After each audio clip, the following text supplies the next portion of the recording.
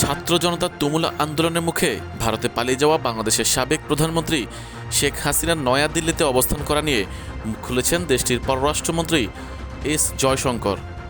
শনিবার দেশটির সংবাদ মাধ্যম এনডিটিভির এডিটর ইন চিফের সঙ্গে এক অনুষ্ঠানে অংশ নিয়ে এই বিষয়ে জয়শঙ্কর বলেছেন, বাংলাদেশের সাবেক প্রধানমন্ত্রী শেখ হাসিনার ভারতে অবস্থানের বিষয়টি পুরোপুরি তার ব্যক্তিগত সিদ্ধান্ত এবং যেসব পরিস্থিতি তাকে ভারতে নিয়ে এসছে সেগুলোই এখন তার সিদ্ধান্তকে প্রভাবিত করছে।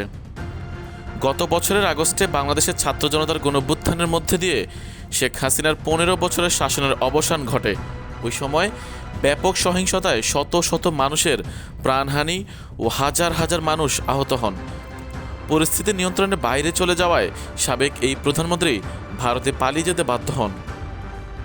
গত মাসে ঢাকার বিশেষ আন্তর্জাতিক অপরাধ আদালত শিক্ষার্থী জনতার আন্দোলনে সরকারের দমন পীড়নের অভিযোগে ৭৮ বছর বয়সী শেখ হাসিনার বিরুদ্ধে মৃত্যুদণ্ডের সাজা ঘোষণা করেছে।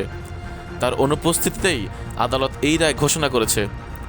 শনিবার দেশটির রাজধানী নয়াদিল্লিতে এইচটি লিডারশিপ সামিটে এনডিটিভির প্রধান নির্বাহী কর্মকর্তা ও এডিটর ইন চিফ রাহুল কার্নওয়ালের সঙ্গে আলাপকালে শেখ হাসিনাকে নিয়ে কথা বলেছেন এস জয়শঙ্কর। এই সময় শেখ হাসিনা কি যতদিন খুশি ভারতে অবস্থান করতে পারবেন এমন এক প্রশ্নের জবাবে জয়সল বলেন, এটা তো ভিন্ন বিষয়, তাই না? তিনি একটি নির্দিষ্ট পরিস্থিতিতে এখানে এসেছেন এবং আমার মনে হয় সেই পরিস্থিতি স্পষ্টভাবে এখন তার ভবিষ্যৎ সিদ্ধান্তে প্রভাব ফেলছে। তবে শেষ পর্যন্ত সিদ্ধান্ত তাকেই নিতে হবে। পরে ওই আলোচনায় নয়াদিল্লি ঢাকার সম্পর্ক নিয়েও কথা বলেছেন ভারতের পররাষ্ট্রমন্ত্রী এস জয়শঙ্কর। প্রতিবেশী বাংলাদেশে একটি বিশ্বাসযোগ্য গণতান্ত্রিক প্রক্রিয়ার প্রয়োজনীয়তার বিষয়ে ভারতের অবস্থানের উপর জোর দেন তিনি। বাংলাদেশের চলমান রাজনৈতিক পরিস্থিতির ইঙ্গিত করে তিনি বলেন, আমরা যা শুনেছি তা হলো বাংলাদেশে বিশেষ করে যারা এখন ক্ষমতায় তাদের আগের নির্বাচনগুলো কিভাবে হয়েছে সে বিষয়ে আপত্তি ছিল। এখন যদি সমস্যাটি নির্বাচন নিয়ে হয় তাহলে প্রথম কাজ হওয়া উচিত একটি সুষ্ঠু নির্বাচনের আয়োজন করা।